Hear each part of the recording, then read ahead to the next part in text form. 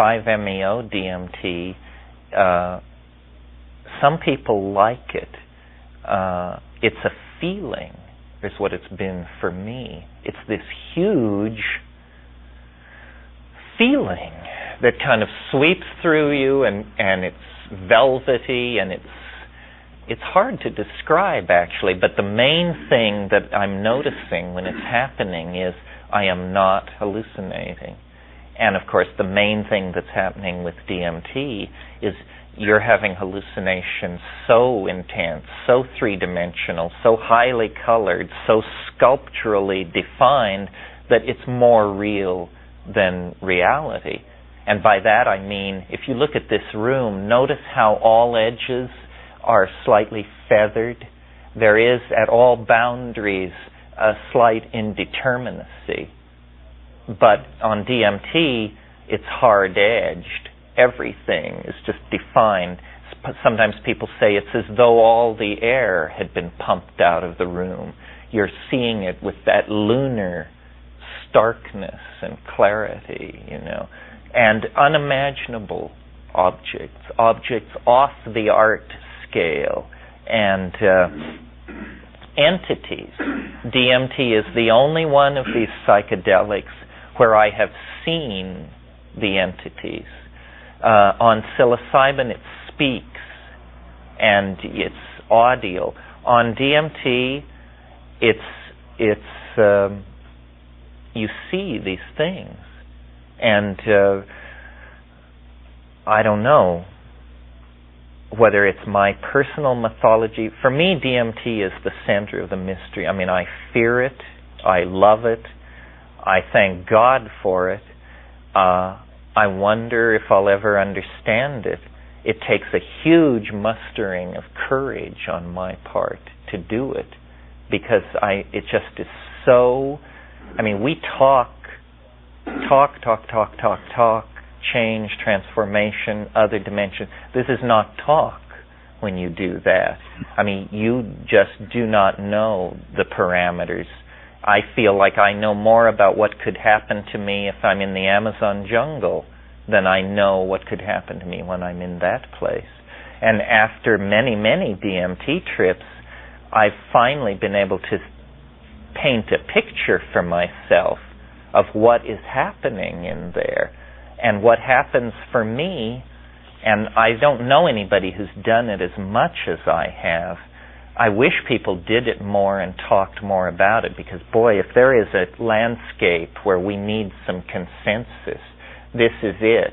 I have been present when people did it, and they come back babbling about the same thing that I think I have encountered. I mean, they come back, and one woman said it was a carnival.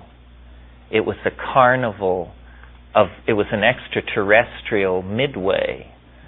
And somebody else came back and said there were gnomes, there were elves, and yeah, this is getting close to it. I mean, what happens to me when I do it is there's a period, an initial period of kind of hysteria and confusion. It's almost as though time speeds up, even before you take the first hit. Many people say, just before you do DMT, there's this funny kind of impression in the room, almost as though there is backwash from the event about to happen. You're caught in the psychic field of this event, and everything is moving faster and faster. This is like the Q phenomenon. And then you take the hit, and it's building up in your body, and your heart is pounding and everything, and then you break through to this place, and what it's like is the first impression is of the first impression is of the sound of cellophane being crumpled.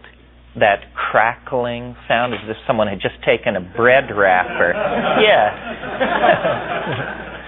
Crackle that cellophane for us. That's it. More of that. Are you there yet? Would that it were so easy. A friend of mine says that's the sound of the radio intellecti of your soul tearing out of the organic envelope. Which is what it sounds like. It sounds like your body has just been wadded up and thrown into a corner, and now you're a radio signal, approximately 4 light seconds in diameter, spreading out through an alien universe. And the next impression is of a cheer. It's hurrah, welcome, welcome. And it's them, and they're waiting, and they can hardly wait. I mean, there's a moment when they're not on me, just a moment, and then they say, "You're here, we're glad to see you, why did you stay away so long?" And then they come toward me, and the main thing for me in the DMT thing is to struggle not to go into shock of wonder, basically. I mean, because there is a tendency, a strong tendency, and for the first few trips I couldn't conquer it. I was a victim of it. I mean, I just go into this. And I would say, heart, okay, breathing, okay, but I'm looking and I can't believe my eyes because I'm in some kind of domed place. And the impression, don't ask me why, but the impression is of being underground, even though it's a huge vaulted space and highly colored. But what is, of course, riveting my attention are these beings. And they're small, and they're like, I've described them as machine elves. They seem partially machine-like and partially elf-like. Yeah, no, they are not so mundane as that. They don't have a fixed body outline. And in fact, that's one of the things that's going on in this space that's so baffling. They come toward you, they're singing in this alien language which you somehow understand.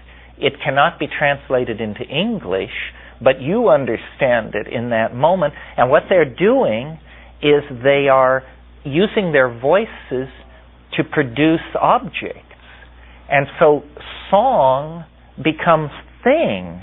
And there are dozens of these things, and they're coming closer and closer, and the songs they sing condense into objects, and the objects themselves can sing.